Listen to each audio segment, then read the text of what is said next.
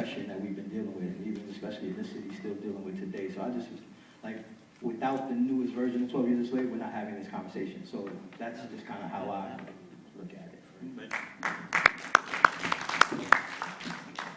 One of the things that's, first of all, thank you for the invitation. You're right, Hannah.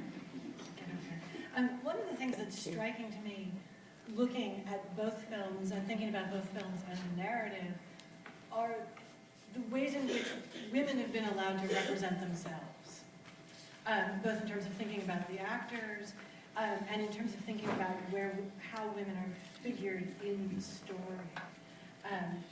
And so there's something, for me as a child of the 70s and someone who came of age then in the 80s, that there's something about the Gordon Parks version that's very familiar to me about sort of the expectations for how young black women, how we present ourselves to the public, right? And so that idea of being respectable and composed and positioning yourself in relation to the male members of your community.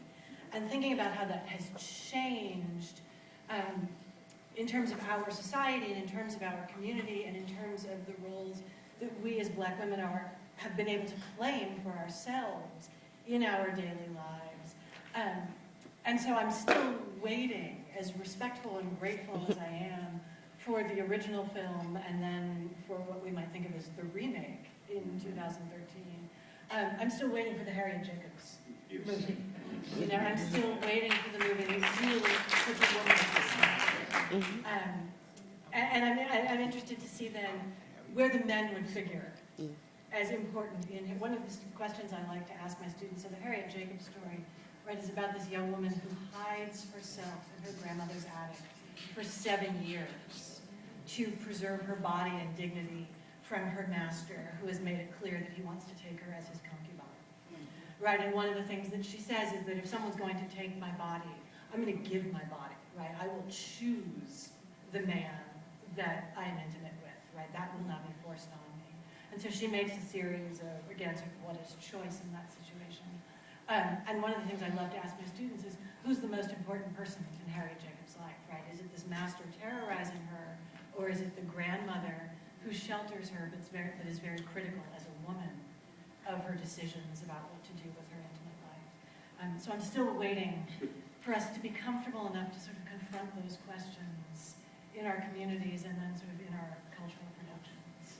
One of the things I was really surprised about in the more recent film, from now on we're going to say the remake. The remake, just right? Cut right to that. In the remake, that the domestic life was almost eliminated from the narrative.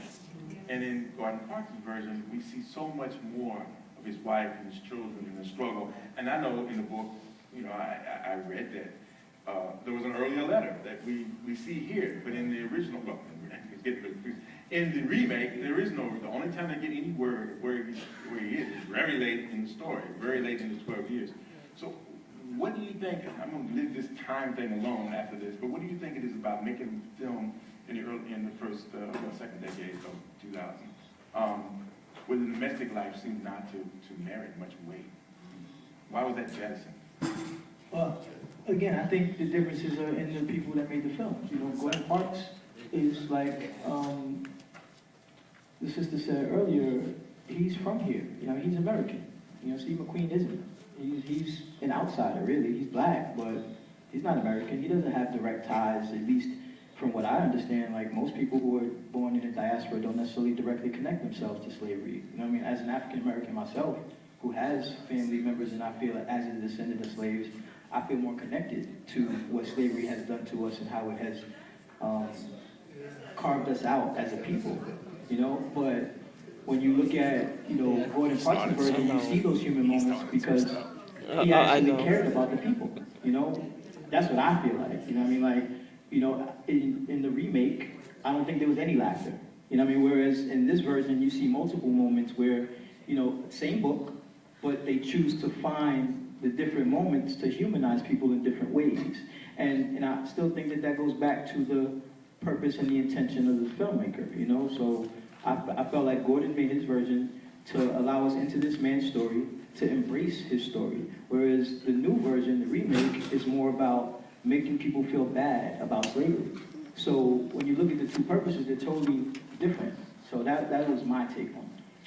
Good point, Marcus, because if you look at the whole whipping scene, for example, the whole faked, Right. they faked it, Gordon faked it there, but it's carried out with such brutality in the recent version that you almost cringe. You want to turn from the screen. So then the question becomes, how is it handled in the book? Let's go back to the book, right? Well, there it is carried out and it's talked about. You say, no way in the world Mr. Epps is going to get around that. He's going to have her beaten. He's going to do it himself. And it's just about the same way that they have in Steve McQueen's version, in the recent version. It's closer to the book in terms of the brutality of Patsy. There's no doubt about that. But one of the things, I think the overriding concern I have here is that the choice that's made, what films are made. And I think you hit it dead on the button in terms of like, producing 12 years and creating and putting this on the film, Hollywood then don't have to worry about making the Marcus Garvey film.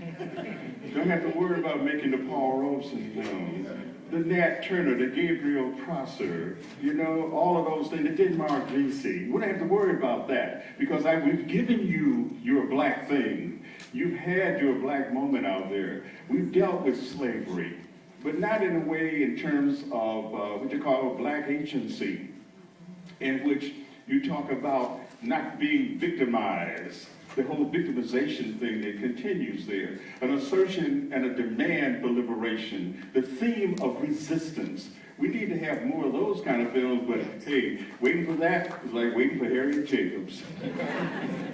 Can I